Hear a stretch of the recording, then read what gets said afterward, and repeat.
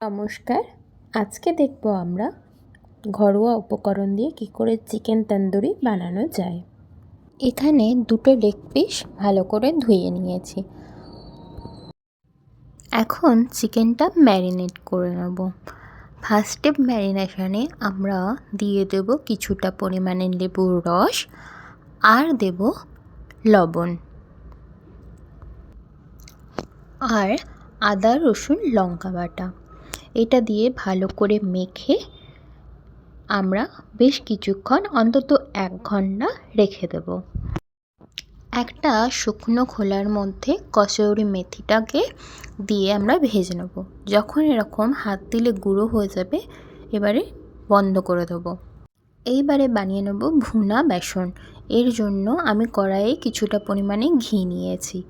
যখন ঘি থেকে ধোঁয়া উঠতে স্টার্ট করবে তখন ওভেনটা বন্ধ করে দিয়ে দেব 1 চামচের মতন বেসন।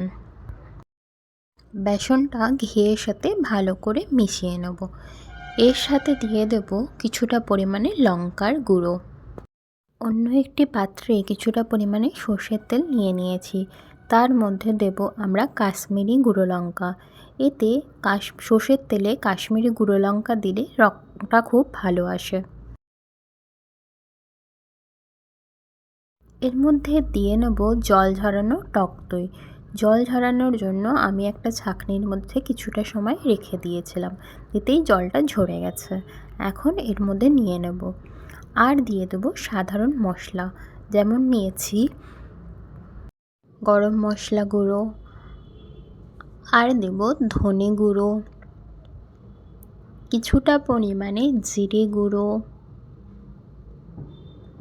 বিট লবণ, স্বাদ অনুযায়ী সাধারণ লবণ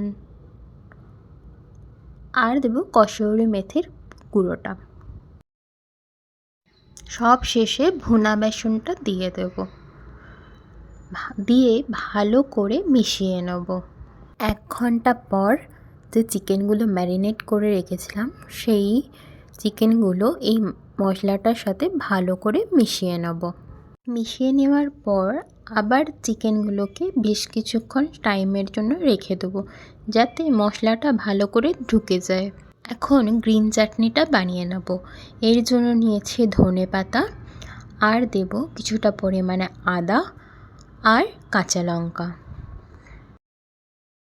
স্বাদের জন্য দেব কিছুটা পরিমাণে বিট লবণ আর দেব সাধারণ লবণ আর লেবুর রস আর দেব কিছুটা পরিমাণে জল ঝরানো টক দই। তৈরি হয়ে গেছে গ্রিন চাটনি। এর স্বাদ আরেকটু বাড়ানোর জন্য দেব আমরা চাট মশলা। সাদা তেল দিয়ে কড়াইটা গরম করে নেব। এখানে আপনারা বাটার ইউজ করতে পারেন। এরপর আমরা চিকেনের পিসগুলো দিয়ে দেব। দেওয়ার সাথে সাথে আমরা হাই ফ্লেম রাখবো। 30 সেকেন্ড পর আমরা মিডিয়াম আঁচে রাখবো। ভালো করে 2 পাশ উল্টে আমরা চিকেনের পিসগুলোকে ভেজে নেব। এখন কড়াইয়ের মধ্যে এক্সট্রা ম্যারিনেশনগুলো জমা হবে, কিছুক্ষণ অন্তর অন্তর সেটাকেও আমরা ফেলে দেবো, নাহলে এটা খেতে খুব তেতো লাগবে। এখন তৈরি হয়ে গেছে চিকেন তন্দুরি। নতুন নতুন ভিডিও পাওয়ার জন্য চ্যানেলটিকে সাবস্ক্রাইব করার অনুরোধ রইল।